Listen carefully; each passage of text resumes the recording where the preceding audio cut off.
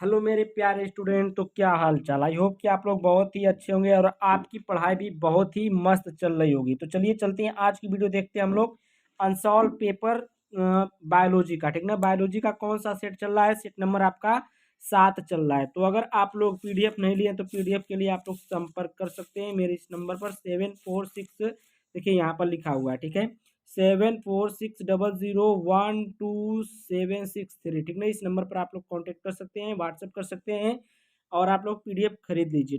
ठीक ना, आपके पास टाइम बहुत कम है, मैं बार बार कह रहा हूँ ये चीज़, लेकिन आपको क्या है, सुनाई नहीं दे रहा है। तो चलिए, आप अगर आप लोग 80% इससे नहीं लाना चाह रहे हैं तो हम क्या करें।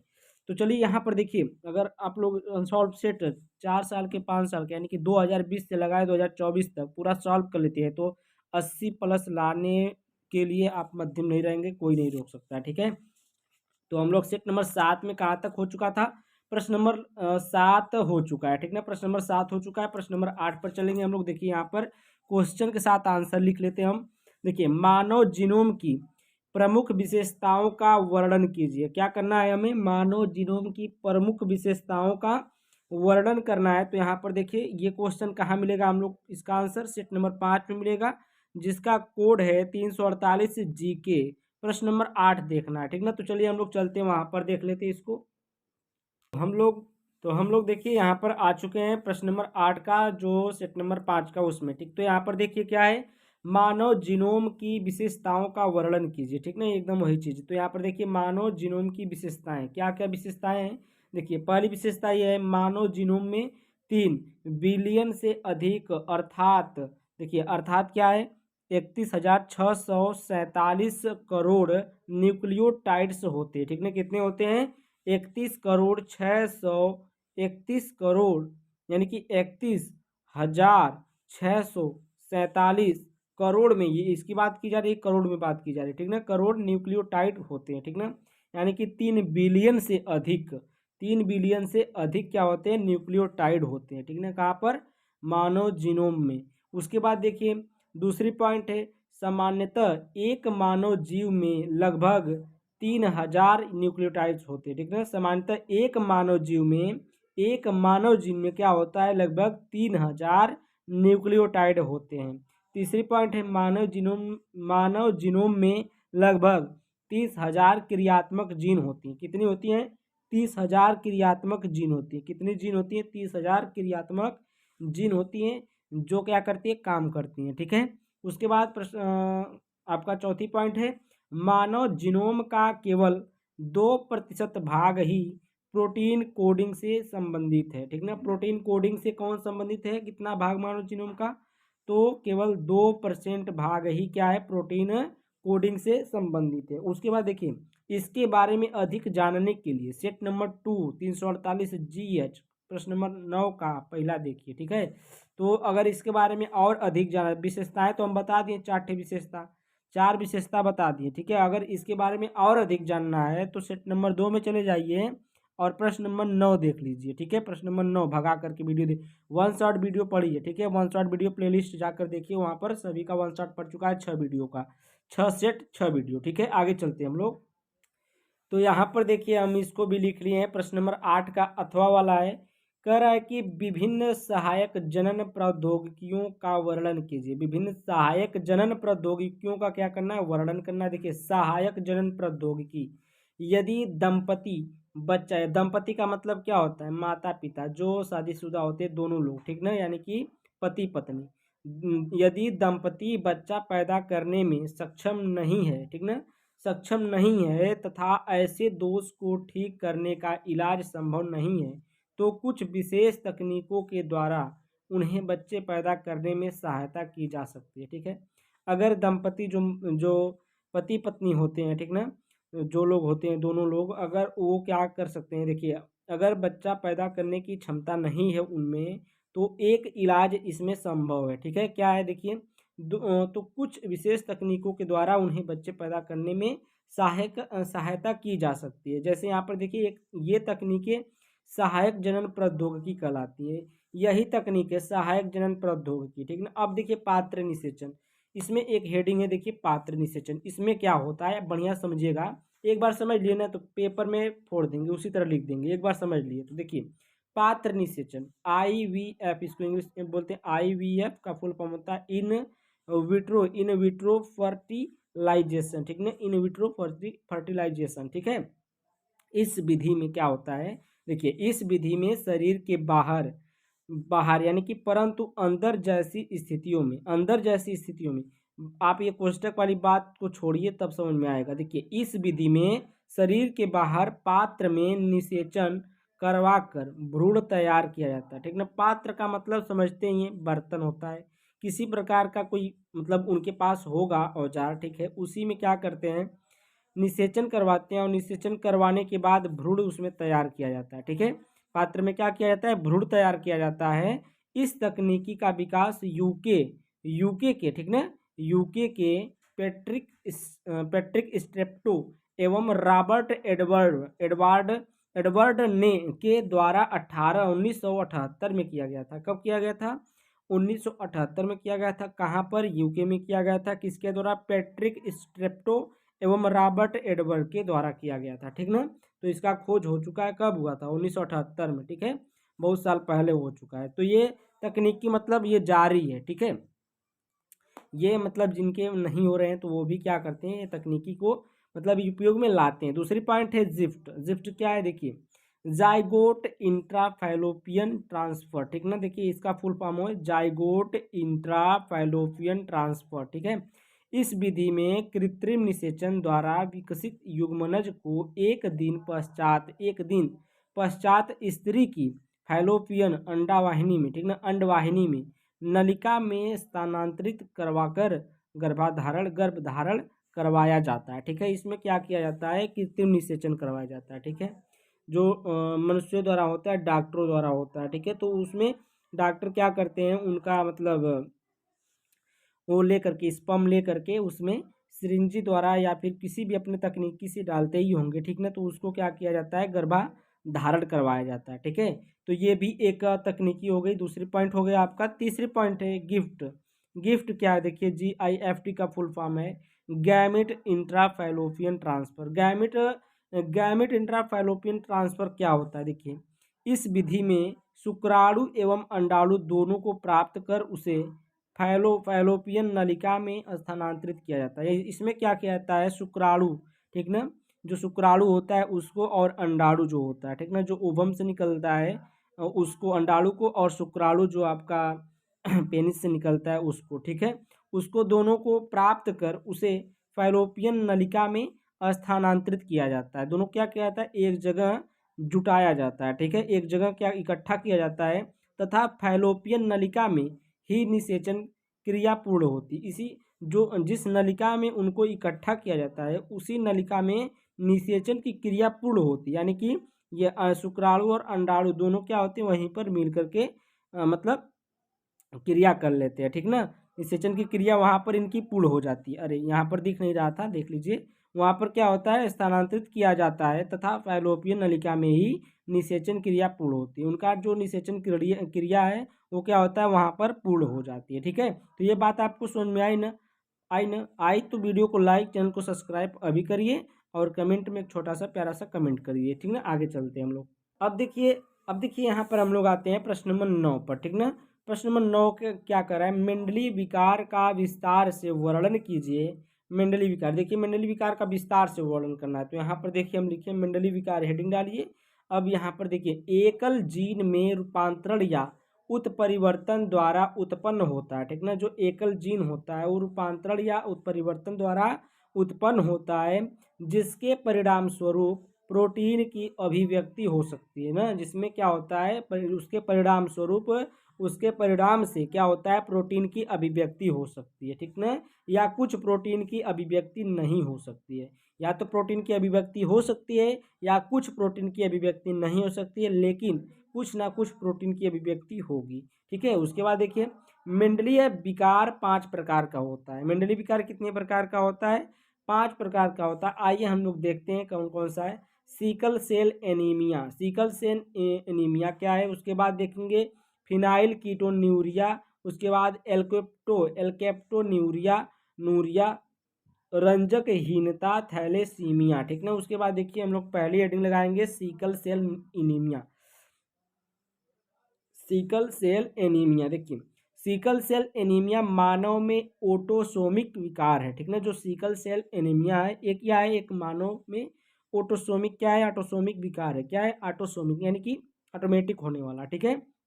जो कि 11वें क्रोमोसोम यानी कि जो 11वां क्रोमोसोम आपका गुणसूत्र होता है कि एक जीन पचबीबी में म्यूटेशन के कारण होता है, ठीक है। एचबीबी में क्या होता है, यह म्यूटेशन के कारण होता है। एचबीबी जीन हीमोग्लोबिन का निर्माण करती है। जो एचबीबी होता है ये जीन होता है, एक जीन का नाम है, ठीक है। जीन बहुत होते हैं, तो एक 11वें गुणसूत्र जो होता है एचबीबी जीन हीमोग्लोबिन का क्या करता है, निर्माण करती है, ठीक है। जीन एचबीबी में म्यूटेशन के कारण लाल रक्त कणिकाएं सिकुड़कर हंसिए के मतलब एकदम टेढ़ा हो जाता है, ठीक ना, हंसिए की तरह हो जाता है। जैसे हंसुआ देखिए ना, हंसुआ उसी को बोलते हैं हंसिया, ठीक ना। सिकल शेप्ड यानी कि हंसिए के आकार की बन जाती है, ठीक ना, सिकल शेप्ड बन जाता है। उसके बाद इसलिए इसे सिकल सेल एनीमिया कहा जाता है, ठीक ना। इसे क्या कहता है, इसको सिकल सेल एनीमिया भी कहते हैं, ठीक है। इसको सिकल सेल एनीमिया इसीलिए नाम पड़ा है, ठीक है। सिकल सेल एनीमिया कहा जाता है या फिर इसको हंसिया रोग भी कहते हैं, ठीक है। उसके बाद देखिए आगे है, दूसरी पॉइंट है आपकी फिनाइल कीटोन्यूरिया। फिनाइल कीटोन्यूरिया क्या, देखिए यह मनुष्यों में पाया जाने वाला उपापचयी विकार होता है। यह क्या पाया जाता है, मनुष्यों में पाया जाता है, ठीक है। नर और मादा दोनों में उपापचयी विकार होता है। 12वें क्रोमोसोम पर एक जीन में म्यूटेशन के कारण यह रोग उत्पन्न हो जाता है। क्या हो जाता है, यह 12वें क्रोमोसोम पर एक जीन में म्यूटेशन के कारण यह रोग उत्पन्न हो जाता है। फिनाइल एलेनिन को टायरासिन एमिनो अम्लों में परिवर्तित करने वाले एंजाइम फिनाइल एलेनिन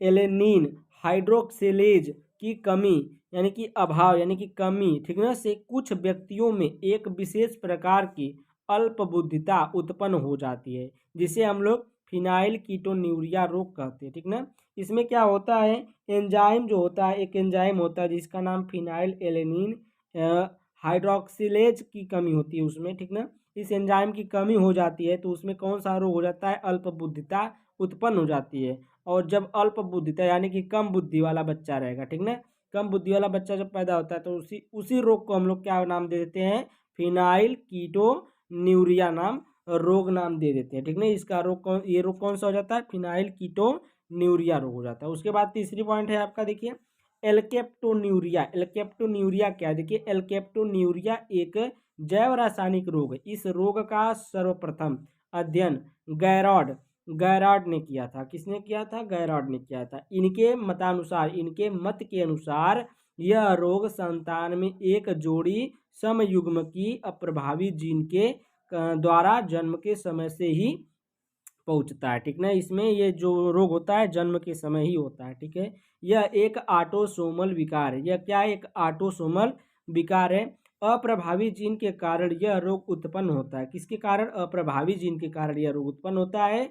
एक प्रभावी जीन द्वारा निर्मित एक आवश्यक एंजाइम स्वस्थ मानव में होमोजेनेटिक अम्ल का विखंडन एसिटिक अम्ल में कर देता है, ठीक है। जैसे यहाँ पर देखिए होमोजेनेटिक एसिड है, ठीक ना। जैसे एक होमोजेनेटिक एसिड है, ये क्या किया है, देखिए होमोजेनेटिक की उपस्थिति ऑक्सीडेज एंजाइम, ठीक है, इनकी उपस्थिति में क्या बनेगा, एसिटिक अम्ल आपका बन जाता है, ठीक ना। अम्ल में कर देता है, क्या कर देता है, विखंडन कर देता है, तोड़ देता है, ठीक है। उसके बाद देखिए अप्रभावी जीन के कारण होमोजेनेटिक ऑक्सीडेज एंजाइम का ठीक से संश्लेषण नहीं होता है। जो आपका अप्रभावी जीन होते हैं उनके कारण क्या होता है, जो होमोजेनेटिक ऑक्सीडेज एंजाइम है उनके कारण संश्लेषण सही से नहीं हो पाता है। उसके बाद देखिए इसे काला मूत्र रोग भी कहते हैं। इसमें क्या होता है, इसको हम लोग एक नाम और से जानते हैं जिसे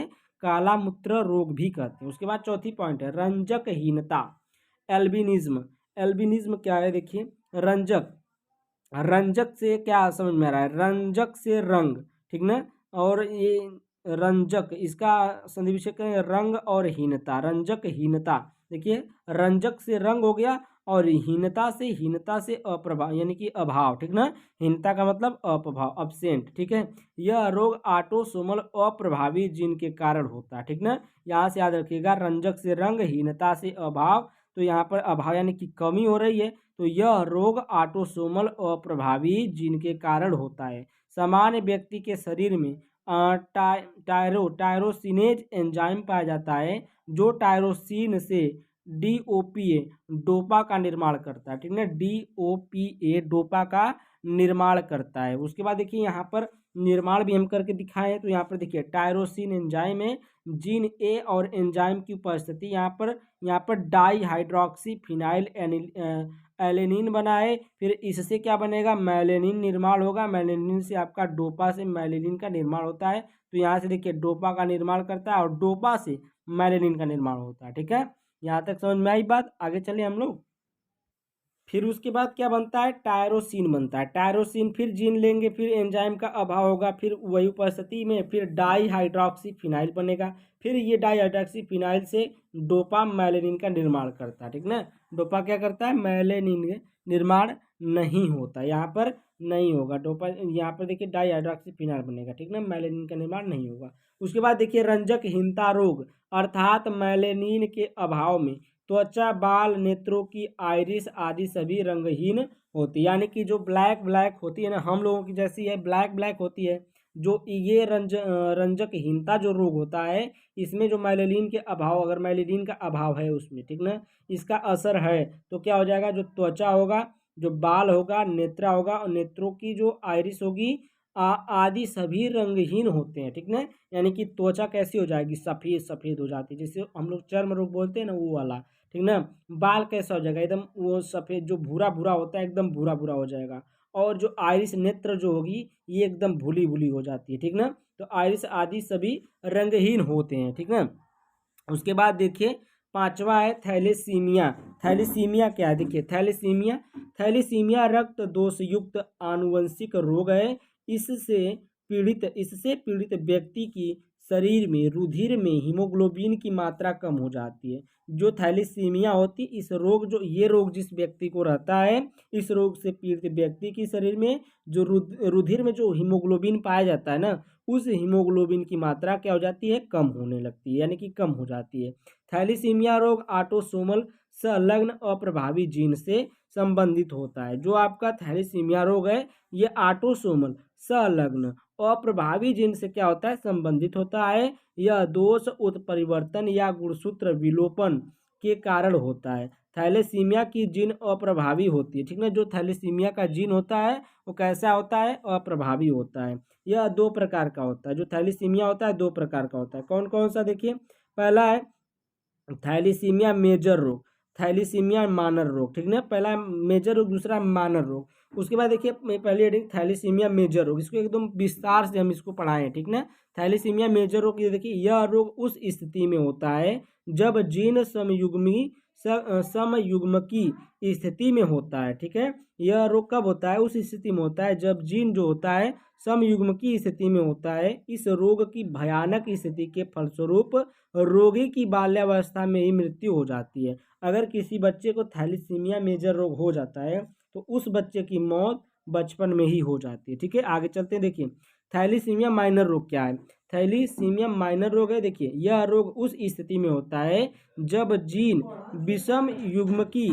विषम युग्मी यानी कि हेट्रोजाइगस अवस्था में होता है। इस रोग का प्रभाव सामान्य रहता है, ठीक ना। जो ये रोग होता है, इस रोग का प्रभाव सामान्य रहता है, जैसे सामान्य व्यक्ति रहते हैं उसी प्रकार से वो भी रहेगा, ठीक है। इसे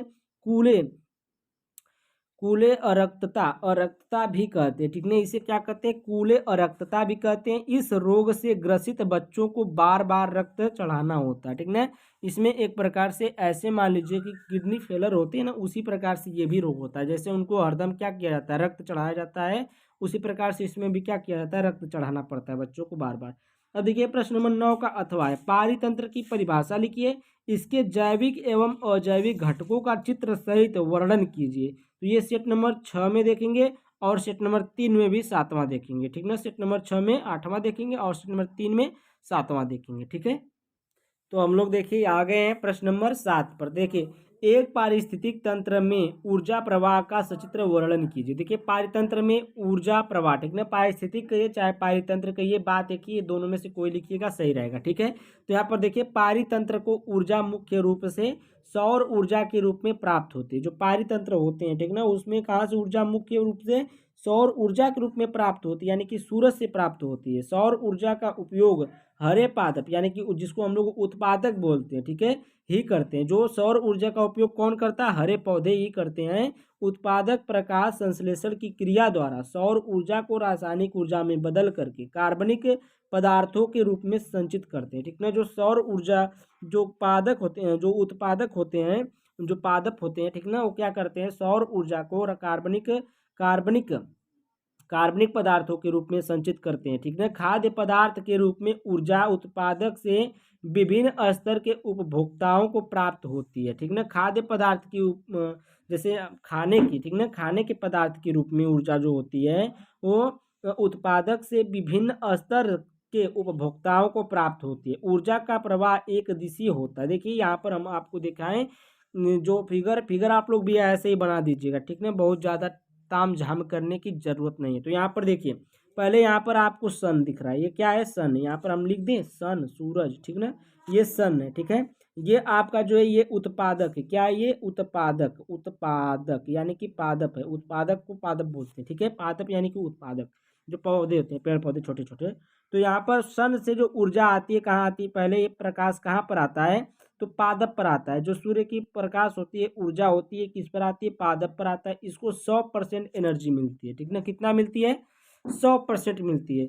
अब मान लीजिए इसको कौन खाया? चूहा खाया या फिर कौन खाया? खरगोश खाया। मान लीजिए खरगोश खा रहा है, खरगोश खा रहा है, तो इस खरगोश को कितना मिलेगी पता है? 10% एनर्जी मिलेगी। इसमें की 100% में क्या? 10% एनर्जी मिलेगी, ठीक है। 10% एनर्जी मिलेगी। उसके बाद अगर इस खरगोश को मान लीजिए बाज खा गया, ठीक ना, ऊपर वाला जो होता है उड़ने वाला बाज, अगर ये खा लिया तो 10% का 10% मिलेगा। इसको कितना मिलेगा? 10% का 10%, यानी कि 1% मिलेगा इसको एनर्जी। 1%, 1% एनर्जी मिलेगा। अब मान लीजिए बाज को बाज को कौन खा गया? बाज को खा गया मान लीजिए सांप, या फिर यहाँ से देखिए बाज को नहीं खाएगा। यहाँ पर देखिए यहाँ उल्टे हो गए, ये वाला तो ये सही है। ये एक बार ये वाला देख लीजिए। तो यहाँ पर देखिए घास है, मान लीजिए चूहा है, चूहा खाया तो 10% मिलेगी। कोई उत्पादक खाया चूहा, तो ये कितना मिलेगा? 10%। अब चूहे को कौन खाया? मान लीजिए खा गया सांप। चूहे को सांप खाते हैं ना, तो सांप खा गए तो 10% का 10% निकालेंगे तो 1% आएगा। कितना आएगा? 1% एनर्जी इसको। अब मान लीजिए इस सांप को कौन खा गया? बाज ने खा गया। किसने खा गया? सांप को बाज ने खा गया। तो सांप को अगर बाज ने खाएगा तो 1% का 10% पाएगा। तो 1% का 10% निकालेंगे तो 0.1% एनर्जी उसको मिलेगी, ठीक है। बात समझ में? आगे चलते हैं। यहाँ पर देखिए प्रत्येक खाद्य स्तर पर उपलब्ध ऊर्जा का 90% जीवधारी की जैविक क्रियाओं में खर्च हो जाती है, ठीक ना। जो ये खाएगा तो इसमें जो एनर्जी मिलेगी 100%, 90% तो इसके पास रह जाएगी, 10% दूसरे के पास जो खाएगा इसको, ठीक ना।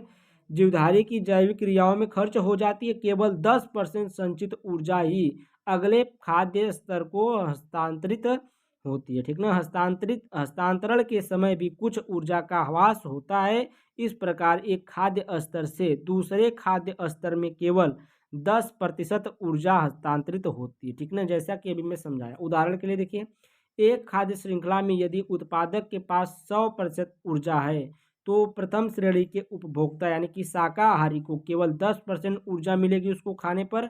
उससे दूसरे श्रेणी के उपभोक्ता यानी कि मांसाहारी को केवल 10% यानी कि उसका 10% मिलेगा, यानी कि 10%, 1%, यहाँ पे 1% ऊर्जा मिलेगी।